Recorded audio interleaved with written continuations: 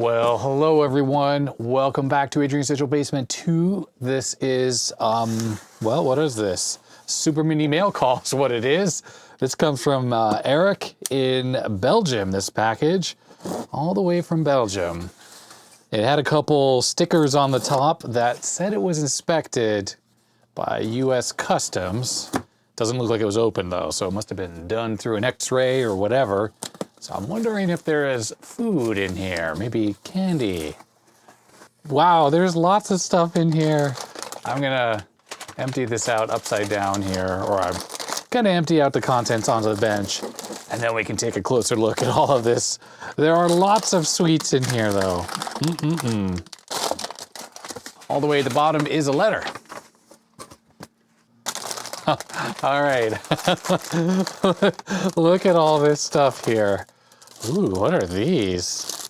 Oh, these look like those stroop waffles. Yes, I got these in the Netherlands when I was there. Okay, let's see what the letter says. Hello, Adrian. Here is my box for your channels. It's a small box from Belgium and Holland. Yes, I really live on the border of these two countries. Take a look here. There's a link here, but I can't click the link in a letter. Here's the contents of the box. Okay, sweets. We have Haribo Fun Mix, Royal Dutch Peppermint, Hollandse Stroop, Dutch Stroop Molasses. Okay, I wonder if that's this. I'm not sure. We have two Zoersjoek something, candy canes. One is cinnamon and one is standard. Dwumdrop, licorice. Stroop waffles, okay, yes. Oh yes, these here. Before you eat them, heat them up a little bit in a small baking pan. You know, I've had them plenty of times and I've never tried that. Stroop waffle pasta. That's this. Why is it called pasta? It comes from Lidl, which is a supermarket chain. This is not pasta. This has gotta be caramel. It's gotta be caramel. This has gotta be the filling of what's inside of these. And the last thing is, there it is. Yeah, sugar-free when you catch a cold. Oh, these are like cough drops or something. All right, well anyways, look at that in a second. Okay, Eric says all old Dutch stuff. So I guess it's stuff that's been around in the Netherlands forever, except for the Clean Admin and the Haribo. That's more recent. Okay, so non-sweets, fiberglass cleaning brush and spare. 110 volts to 5 volt, not tested. It must be a power supply or something. PCMCIA card, Wi-Fi, sorry, no drivers, RAM, many types, a couple 6510s, oh, and one 6526, that's for a Commodore 64, it's 3 CPUs, actually a few, not a couple, 3 CPUs and one IO chip. I'm still sorting my tech cave, so I have fixtures already, and we'll send more. Current projects, tech cave and building website for it, there's a couple URLs here. 8-bit Commodore computers, PET VIC-20 C128, 3D printing, making apps for Tech Cave, rebuilding my first computer. I made it out of loose parts. I call it my Von 6502, my version 1 6502. Technocave.org, if anyone wants a subdomain, you can have one, adrian.technocave.org as an example. Only the DNS part. Okay, cool. I am not a good writer because I'm dyslexic, so not a lot of content on the sites, but I should have more on it soon. Greetings from my wife and myself. Very cool. Thank you, Eric. Very nice of you to think of me for all this stuff. Let's look through this stuff. All right, very cool. So I have to figure out which are sweets and which are not. Let's see here. I've repositioned the camera. So take a look at these fiberglass brushes here. The ones I always get are the ones you can get from AliExpress and whatnot. But these, oh, those are the refills. This is cool. These seem to be made by, or at least sold by, a German company here. Yeah, so very neat. It's a much stiffer bristle, I don't know, what do you call this? Let's try it on this label here. Look at that, I was taking it off. Yeah, these are pretty sweet, I gotta say. I'm pretty excited about this. There's so many refills too. I'm assuming in the US it's possible to buy these. I have never seen them for sale anywhere, and that's why I always get them from AliExpress. Glass fiber cleaning pan, good for PCBs. There's someone doing it on the back of a keyboard and looks like a dish or something, and all sorts of purposes. Very cool. Oh, an insider, a little bit more information here. Looks like there's a couple different pens available, different thicknesses, and then different style bristles as well. So this is going to come in extremely handy. The ones I got from AliExpress, they're not so great, and there's no refills for them. So that's one negative. All right, next up we have the high-speed wireless PCMCIA LAN card here. It's nice and thin, so you can have this sitting next to something. Sometimes this part that sticks out of the computer bulges up a little bit, but not on this particular Wi-Fi card. Unfortunately, 802.11b, these never seem to support anything except web encryption. Although now that I think about it, I have a fancy Air Wi-Fi system. I could create another SSID, I think with web, and have it go to a special isolated like DMZ VLAN, only with retro stuff on it, so that if someone were to hack into it, it wouldn't matter. I wouldn't give it internet access and stuff like that. So maybe I need to consider setting that up in the future so I could use cards like this without any trouble. All right, next up is this, which is actually some kind of a little miniature switch mode power supply. It says 120 volts AC input there, outputs 5 volts DC. Toshiba TSS1G45S. What an interesting little thing. I have never seen a module like this. If anyone has any experience using these, let me know. How reliable are these? It says it takes 1 amp input, which is pretty beefy, all things considered. But this thing is so small, it can't possibly be able to handle that much current. And here we are with a tube of Commodore chips, 6510s, looks like those are the 3, and the 6526. I'll set this aside for a second. We will test that in the ZIF64. Next up, we have a load of memory. Ooh, and look at this. Right off the bat, we have a SIP, single inline pin, I don't know, SIPP. That's what these always stand for. Very cool. This obviously looks like it's a 1 megabyte one. Very handy because there just aren't a lot of those. Looks like there are 3 SIP modules in here. We have 1 SDRAM, 128 megabytes, PC133. These are 512 something, DDR something, I don't know. And a bunch of laptop memory. Oh, this is a memory module, maybe for a compact or something. Looks sort of familiar. Probably some old 286, 386 laptop. You plug this in, maybe even a video card actually, but yeah, that adds a RAM to that. Here's another unusual memory module. I don't recognize this right off the bat. Centon, and doesn't have a notch or anything in it, so that's different than most other laptop memory. So here's another example stick. Oh, but here's another one without a notch either. I can't say I've ever seen these. If anyone is familiar with what these notchless modules are, let me know. Are these the equivalent of like a 30-pin SIM or a 72-pin SIM or something? Like not even PC100? No markings as far as what kind of memory or capacity these are.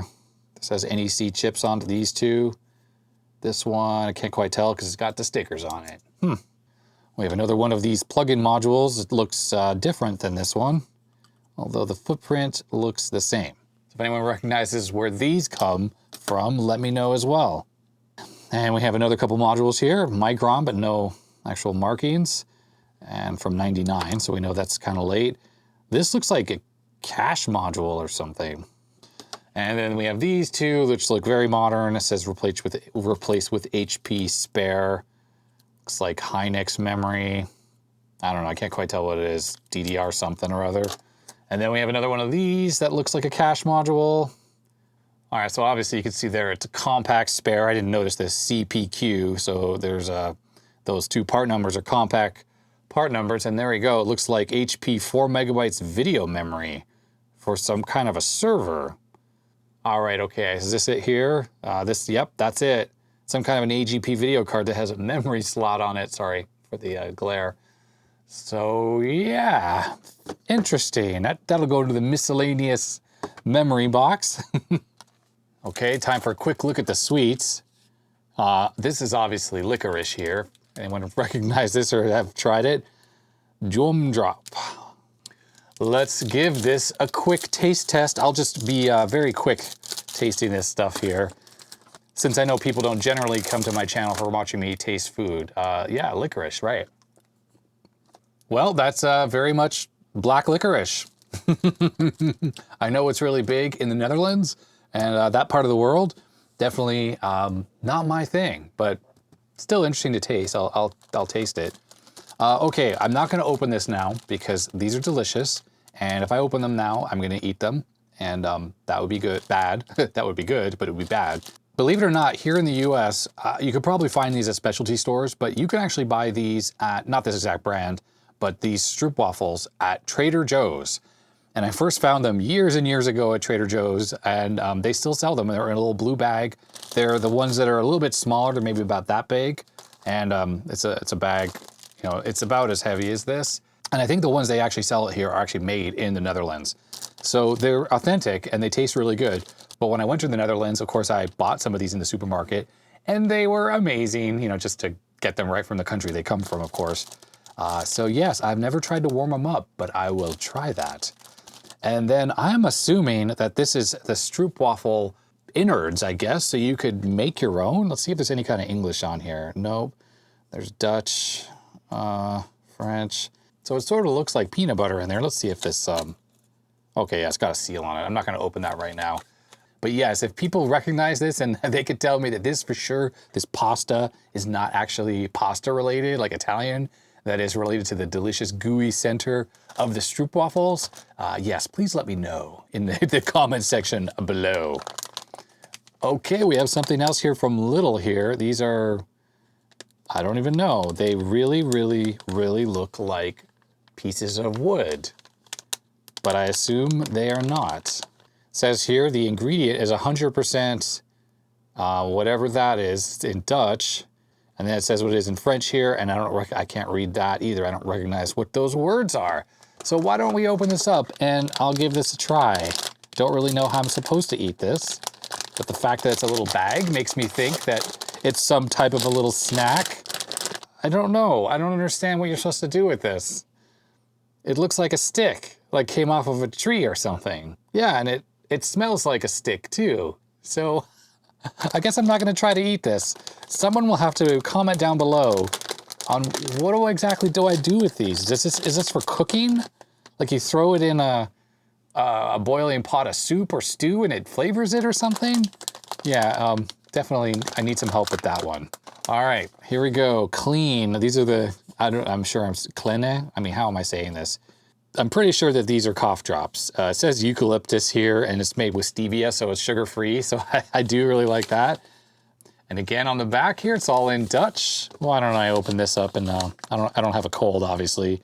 I will give this a try. Oh yeah, they're little and they're kind of like gummy consistency. And yep, that's exactly what this is. Definitely is a cough drop, I think. I mean, I'm not sure why people would eat these if they didn't have a cold. It's kind of like Ricola, which they do sell everywhere in the US. Similar-ish. So yeah, kind of cool. I'll have to get a new little bag for these now that I open these and try to keep this sealed up. All right, so next up is a little Dutch treat that's these little cone things. It's funny, the packaging of this is like very similar to these sticks here, but I'm assuming that these are more easily edible. So there we go, a little, ooh, it looks like sugar wrapped in a little cone. I assume this is like a equivalent of a lollipop, but the whole thing is edible except for this paper, obviously. So there it is. It looks like it's hardened sugar or maple syrup or something like that. Yeah, I gave this a little bit of a lick. It tastes like kind of like caramel. Like if you liquefy sugar and you just turn it brown slightly and let it harden again. That's what this tastes like. It's got a little bit of a caramel like burn taste to it. I mean, burned, you know, as sugar starts to turn to caramel. All right, next up we have these things here. It says Holland Foods, and there's a picture of a couple kids on there. I'm assuming this is like a rock candy. It's pretty hard. This one must be like cinnamon. Oh, it has a crack in it, so it got broke during shipping. But it does say since 1894, so old Holland indeed.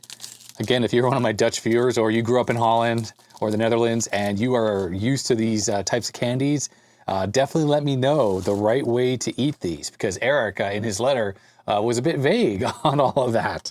All right, next up we have the Haribo Fun Mix. I'm not gonna open that. That's just the little packages that you would get for Halloween. But of course, these are all the ones you would have more typically in Europe as opposed to here in the US. And last but not least, we have this tin here. It says Wilhelmina on it, which I think is the first name of the monarch of the Netherlands in 1945. I mean, there's obviously a picture here, but I had heard this before. Correct me if I'm wrong in the description below. I mean, this is coming out of my memory, and of course in the US, they're really bad about teaching us about this kind of stuff about other foreign countries. But it looks like we have a little bit of a historical thing here. We have Juliana from 1970, Beatrix, 1995. I've heard of her. And here we are, Alexander here in 2020. Handsome gentleman there. And let's see what it says on the bottom here. It says peppermint pastilles. All right, well, let's give these a try. All right, okay, so this is like some old Dutch sweets again. Oh yeah, they're kind of like a chalky consistency. Look at my finger, see it's leaving a dust everywhere. Those are pretty good. That sort of reminds me of an Altoids a little bit, or yeah, was it Altoids? I mean, those were huge for a while. But these are less strong, so they're bigger and they're sweeter, but they're very pepperminty. So yes, quite enjoyable. I do love mints, so I will definitely enjoy these. All right, so lots of goodies there. Let me grab the ZIF 64 so we can test out these chips here. All right, the ZIF 64 is plugged in. I'm not seeing anything. Let's switch inputs. I have a little HDMI switcher setup going on here. Oh, you know what? I wrote what it is here. RetroTink is 1. Okay. We are not getting anything on here. Yeah, there's probably a reason why I'm not getting anything, because the video cable is not connected to anything. Let's try that again. Okay, there we are. Confirmed. The 64 is working. Let's just make this thing full screen. There it is. All right, so these ICs that Eric sent, we'll stick them up here on the peppermint goodies. Let's start with this first CPU from 1984. It's a little dusty, but otherwise in decent looking shape. Pop that in, power it on. That is not working. Yep, no pins are bent or missing or anything. Let's just try that again in here. I'll wiggle it around. Wow, 6510s are pretty reliable ICs there. So that is interesting that this one is no good. All right, let's try the next one here. This one is also dated 1984. The labeling is different, so probably comes from a different fab. Okay, that one is working. We have some jail bar action going on, but okay, never mind. I just power cycled it a few times and now it looks good. You know, that's something about this particular breadboard design, the one that's my ZIF machine. It seems like the jail bars are much worse sometimes, and other times, like right now, perfect. You have a 50-50 chance of having bad jail bars or not, and just power cycling the machine off and on a few times, you're gonna get a screen without jail bars. But anyhow, okay, sorry, off topic here. This CPU works. I'll put it over here next to my other one. The last one here from the 22nd week of 1984. Oops, I had that one in upside down. Boy, you know, I've done that a lot of times on these CPUs. Luckily, it's a very resilient part. And look, see, that survived without any issue. Putting these in backwards doesn't seem to damage them. Commodore did a really good job with that. Okay, so we have two working ones. Let's go back to the one that wasn't working.